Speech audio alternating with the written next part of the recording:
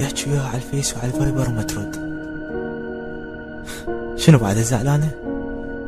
أحسن شي خلي خابرها.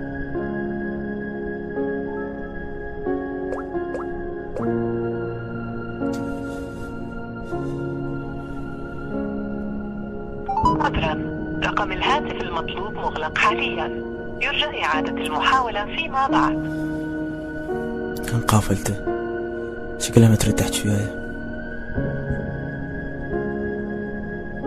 يدخل على بروفايلها على الفيس ويشوف صور وكتابات إنا لله وإنا إليه راجعون. الله يرحمك بعدك بشبابك. شنو هاي لعبة جديدة منها؟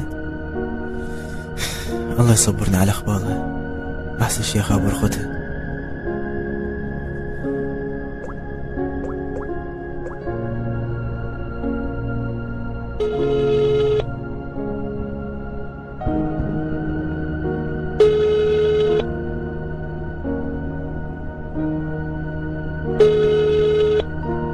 الو، وين هاي العوبة؟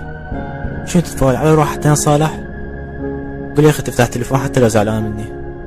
لا، ما راح تزعل بعد منك. شنو قصدك؟